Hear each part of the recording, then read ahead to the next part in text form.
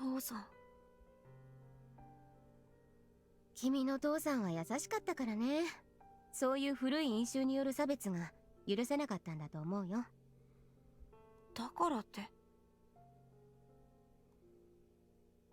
いやいや、そりゃ最初は優しさからだっただろうけど、やっぱり最終的には二人は愛し合ってたんだよ。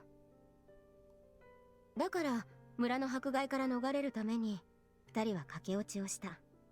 その先で生まれたのがあんたってわけさ。なるほど。母親が村人に嫌われていた。だから二人は東京に逃げてきた。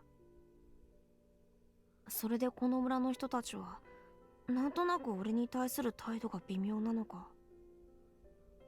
ここいらじゃ間宮家って由緒正しき家だし、村人から尊敬されているよ。さらに博夫さんは優しかったし頭も良かったから、その息子の友実をみんなが悪く思ったりしないよ。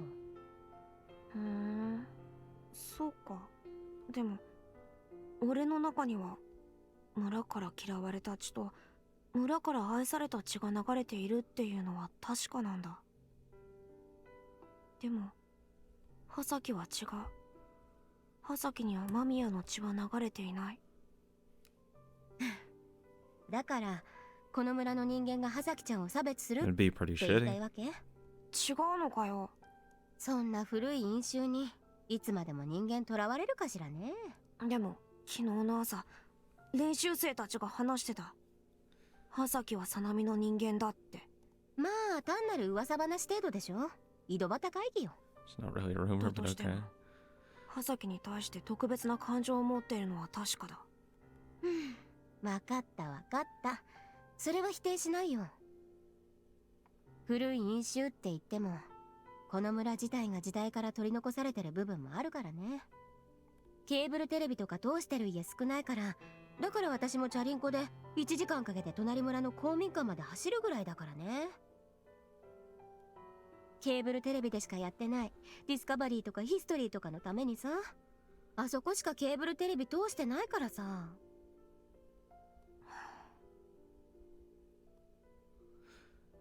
That's all you care about? だとして何か問題なの？問題だろう。それとも雪姉までさなみの血が流れている人間なんていじめられて当然とか思ってるのかよ。全然そんなことないよ。私葉崎ちゃん好きだし。だったら何よ。問題ないでしょ。何が問題ないんだよ。問題大ありだろ。問題ないでしょ。だってさ、あの子にはヒーローがいるんだからさ。何でも伝え聞く話によると、変身するヒーローが葉崎ちゃんにはいるらしくてね。友実くんはご存じないのかにゃ？てめえ聞いてたのか？わりかち聞いてた。 Oh, no shit. 雪姉、立ち聞きとか趣味悪いんだぞ。 She was probably standing right behind you. 話しかけてもよかったんだけどさ、なんか大事な話だったし、二人の会話の腰を折るのも気が引けたんだよね。雪姉、貴様。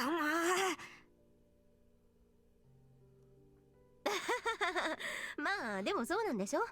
村でどんなことがあっても彼女にはヒーローがついてるんなら大丈夫なんだろ。まあでもさ、気憂に終わるよ。沢井の人間が今さら葉崎ちゃんに何かするとかないから安心しなよ。そりゃ噂話ぐらいはされるかもしれないけどさ。ジャスー湖でお買い物できる時代だぜ。なオカルトめいた迷信で村ぐるみで幼い少女なんて差別しないってば。それ You に go buy it. 私だけじゃなくて親父だって味方になってくれる。もちろん間宮の家だってさ。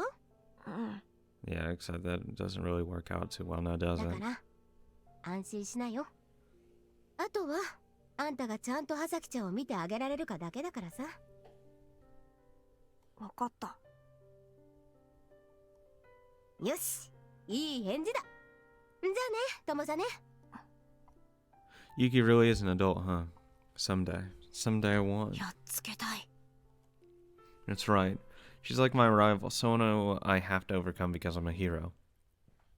Yeah, you tell him, buddy. I felt tired from going to the beach, but I couldn't really sleep. I guess I just sat on the shore and built sandcastles, so I wasn't actually all that tired. I looked at the clock, it was past 10.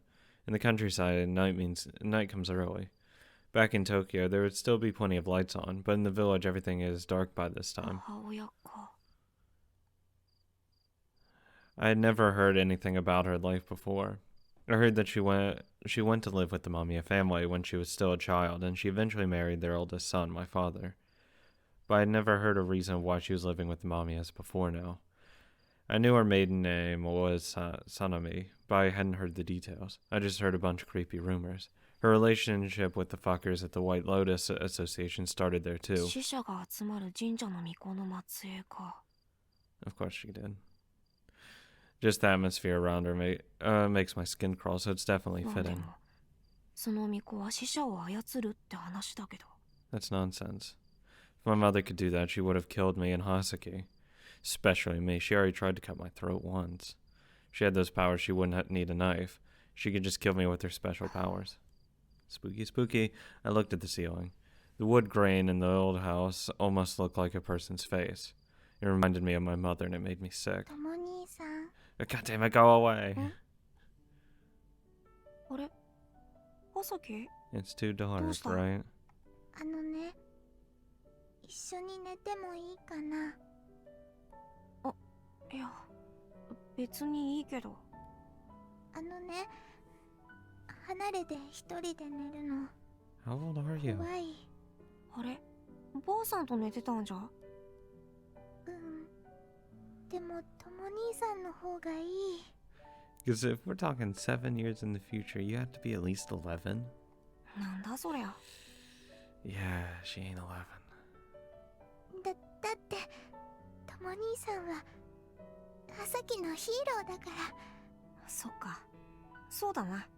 ヒーローじゃしょ。じゃあ布団取ってくれよ。とも兄さんのお布団で寝たい。俺の布団？ダメかな。いや、ダメとかないけど。 This family's just full 一 of 人 a で bunch 布 of 団一 weirdos. つの方が広いぞ。広いの嫌。 Stop. なんだよ。わけわからないな。 Hazuki squeezed into the futon. なんだそりゃ。 I swear to Christ. I saw that she was holding something. これウサギの人形。双子なの。 Hazuki opened her hand, showing me two small rabbit dolls in her 人 hand. 形つうかストラップだな。つうかお前。うん。いつもポッケに入れてるよ。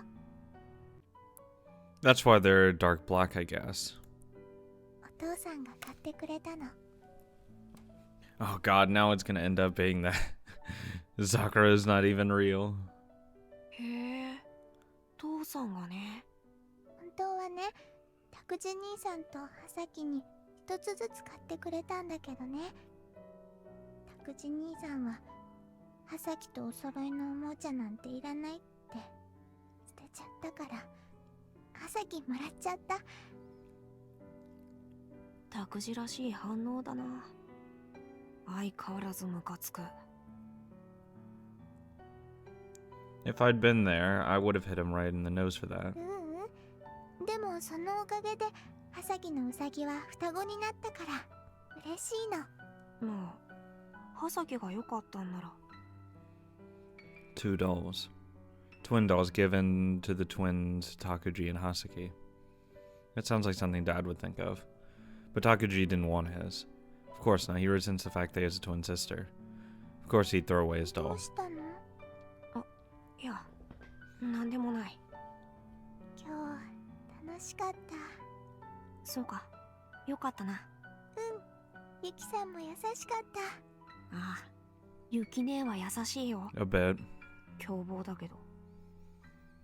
Still better than starting a cult and killing a bunch of people. とも兄さんそう言ってたけど、全然凶暴じゃないよ。すごく優しい。いや、それは葉崎がゆき姉を知らないだけでな。あの女は優しいけど凶暴なんだよ。ゆきさん優しいのに。My life here in the country with Hazuki. It's only supposed to last for the summer. Once summer break is over, Hazuki will return to Tokyo. Dad will get out of the hospital and life will return to normal. That was the plan, until we heard the news.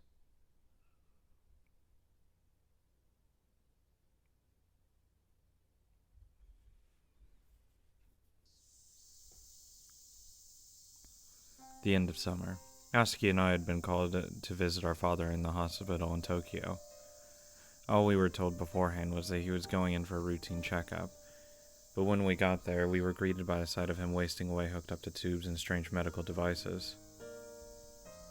Hazuki was reduced to simply clutching his hand, bawling her eyes out all the while. I couldn't do anything more than simply stand and watch. Takaji and his mother stood off to the side, their faces little more than expressionless masks. Outside, summer was drawing to a close, the summer quietly blazing away as it prepared for autumn. Inside, our father quietly drew his last breath. I couldn't help but wonder, did he know things were going to end like this? Maybe that's why he sent Hazuki to live with us in the first place. Not long thereafter, they read us his will. I was still young at the time, and moreover, still dumb from what had just happened. Numb. All of the technical stuff that told us about it dividing up his estate or whatever just went in one ear and out the other. But one thing came through loud and clear. Tomo-san, I want you to take care of Hazuki. That was to be the last message I received from my father. I found myself staring out the window, gazing at the fading summer scenery. The blazing sun gave no indication that autumn would soon be upon us. A distant wall of rain clouds caught my eyes, so I idly scanned through the landscape. Those clouds were probably raining down on a fertile field. There were probably more important things to be worrying about as I sat there in the cold room, my father's motionless body lying in front of my eyes, but for the life of me none of that came to mind. Hazuki never stopped crying that day. I just stood there next to her at a loss. I finally realized how much time had passed when the light filtering in through the window faded to sunset's crimson. Roused from my reverie, I turned to find Takaji and his mother nowhere in sight. In their place stood our grandmother. She told me plainly that our father's ceremony would be carried out at the Mamiya household. In other words, in Sawamura. Apparently this was upon my mother's request. I couldn't help but wonder just how low she could sink. Her own husband had died, yet she was just passing the ceremony off to his relatives out in the country. Did she just feel absolutely no sense of responsibility for anything? At that moment I could feel nothing but anger directed at her. The rest of my emotions laid uncannily silent. It was as if nothing else mattered. Hazuki and I were told to return to the country ahead of everyone else in a car waiting outside. Hazuki refused to budge at first, tears welling up in her eyes. Hoping to assuage her in some way, our grandmother leaned down and spoke to her softly. Your father still isn't in this hospital any longer, Hazuki. He's going to travel back home with you two. I'm sure you can't wait to get back. Be a good girl and head on home so you can leave too, okay? Hazuki seemed to accept it after that. As for me, well, regardless of where our father's soul had gone, I didn't think it would be returning with us. I just refused to believe that. This time our grandmother leaned in toward me. She spoke to me in the same tone she'd used with Hazuki. One day you'll understand, Tomo-san. おかえり、ともさね、はざきちゃん。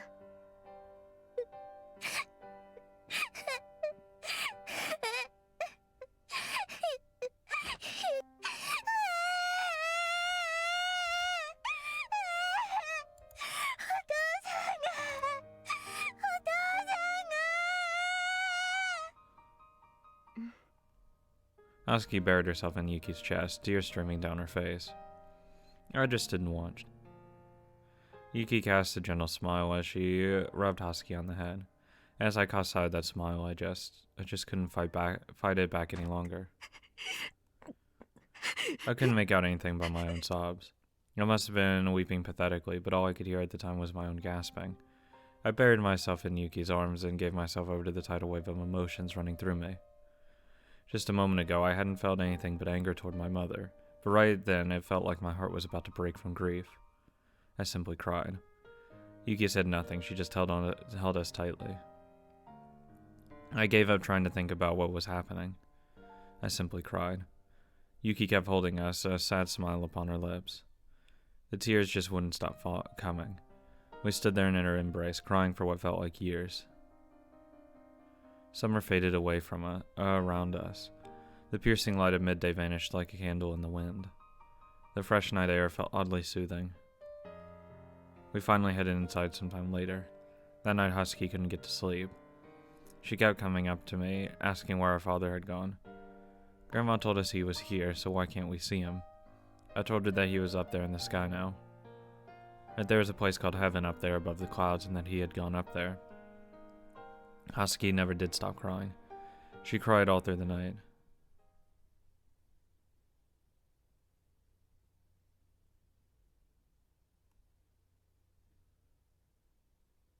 I finished the Tamaguchi offering, a ritual offering performed during the overnight vigil in the Shinto tradition.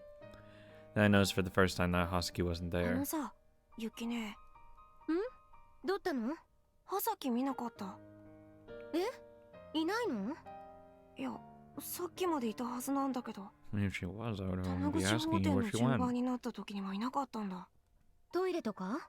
一応、家とかのトイレは見てみたんだけど。なんだよそれ。 Yuki quickly ran off to search around the house. I searched the area around the house too, looking in every place I could think of. いた？いや、いない。みんなにも聞いたんだけど。友さね、葉崎ちゃんがいないんだって。 What the hell happened to you? 知らんだい。家にはいないと思う。押し入れとかまで探したから。 It's a much better look. What the fuck? 周辺は探した。少なくとも家の周りにはいない。なんでこんな時間に。わからない。俺が玉串法店するまではいたと思うんだけど、気がついたら。とりあえず練習生とかにも探させて、お父さん。ああ、わかった。とりあえず手の空いている人間すべてに頼む。とりあえず友さね行くよ。まずは水際を探すわよ。水際？一番危ないでしょ。何かあったら取り返しがつかない。俺は海側を探してくれ。うん、さすがにあの年齢じゃ海までたどり着けるとは思えないから安心だけど、一応。じゃあ私と友さねは用水路見てくる。ああ、頼んだぞ。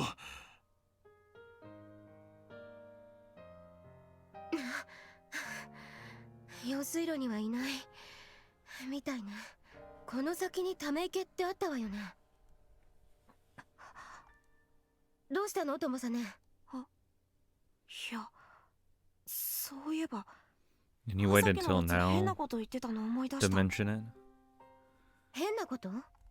あのさ、学校の裏山の道あるじゃん。あ、うん。あの先って何があるのって聞かれたことがあったんだよ。坂の先？坂の途中にひまわり畑があるだろ。葉崎の足だとあの辺りまで登るのが精一杯なんだよ。それでいつも葉崎はこのひまわり畑の先がどこに繋がっているのか聞いてきてた。何かこの先にあるんじゃないかって勝手な想像してて。あの先って単に山奥じゃないの？ああ、だからまずいかもしれない。この時間じゃ。 Why do you waiting to mention this now? 友さね急ぐわよ。葉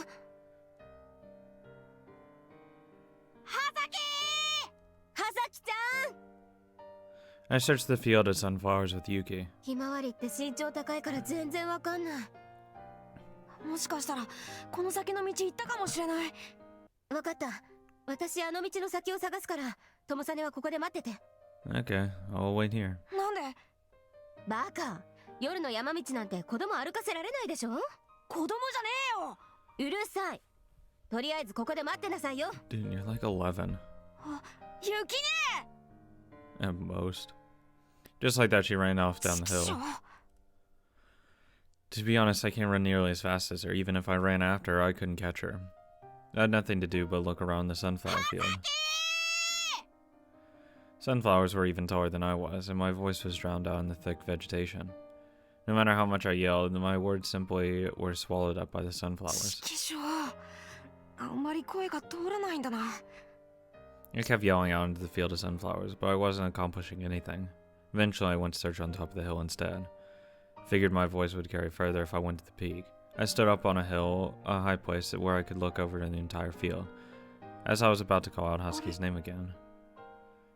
Once I could see out over the entire field of sunflowers, I noticed something for the first time. 道。 Over on the far side of the field, there was some kind of trail. The trail led up to the mountain road. ひまわりの高さで気がつかなかったけど、あんな場所に道があったんだ。 Yuki told me to wait, but I couldn't keep the promise. There's another road that Yuki didn't go down. It's possible that Hazuki actually went down this road. So I cut through the field of sunflowers and ran up to the steep road. I had no idea where the road would lead. On the other side of the monstrous, blooming sunflowers, that road led into the darkness itself, like something from beyond the pale of your own familiar. It took Hazuki. If Hazuki took my words literally, Dad's soul is far away in the sky. Maybe he made his journey to a place called heaven. If she took those words literally, she would want to follow this path to its end. A path from the proud sunflowers into the hardened nature's true darkness, like a path connecting the realms of life and death. If there's any place that would imagine Hazuki would imagine her father's soul taking up its final residence, it would be this place beyond the hill of sunflowers. That's why I ran. I ran up the steep hill with all my might. I ran into the night and saw a light before me. It was like we were coming out upon the world's exterior.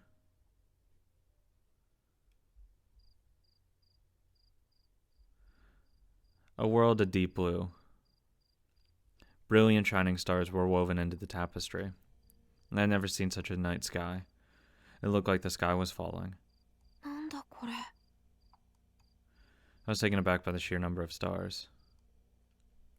The starry night sky was always a beautiful sight in this village. But in the last 3 years I'd lived there, I had never seen such a brilliant sky like this.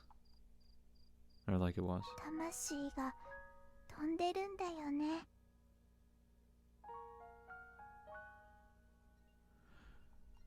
はざき。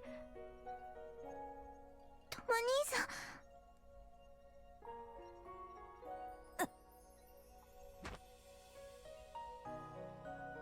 I barely caught the Hazuki before she fell. She was totally covered in mud. She probably stumbled and fell when she was climbing up here. She was obviously so tired she could hardly stand. ねえ、このどれかがお父さんの魂なんだよね。でも葉崎の身長じゃお父さんの魂に届かないよ。バカか。お前じゃなくても父さんの魂にはもう誰も手なんか届かないよ。こんな近くまで来たのに。それでも届かないんだよ。父さんの魂には。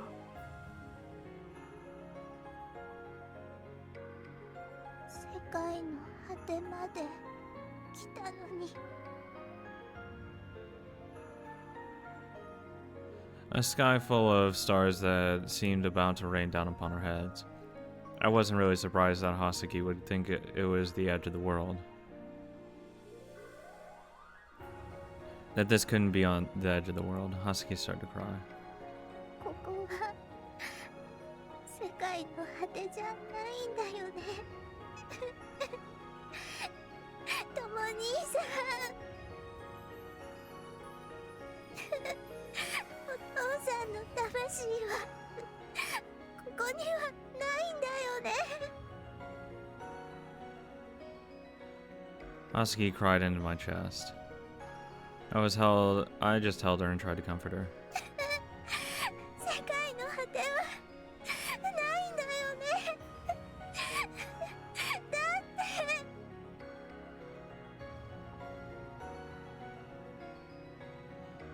Hazuki pointed with her finger, but she didn't point towards Sayumura. It was another village like it, lit up with the lights of human life. There was another village out there, and then after that a bigger town. No matter how far she walked, she would always find something else out there. No matter how far she tried to journey into the unknown, she could never reach the place where her father's soul had come to rest. That was the first time Hazuki was forced to face that truth.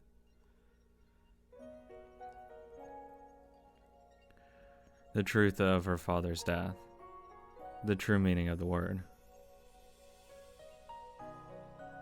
I held Hazuki close. 帰ろう。みんなが心配してるぞ。みんながああ、そうだ。多分村中が大騒ぎになってるぞ。お前がいなくなったって。大騒ぎ。ああ、こんな時間に外出歩くなんて父さんが知ったら怒られるぞ。ごめんなさい。バカ、二度とするなよ。ほら。 I squatted down and gave Hazuki my back. 本部、もう歩けないだろ。そんなことないんだったら倒れるなよ。ほら、乗れ。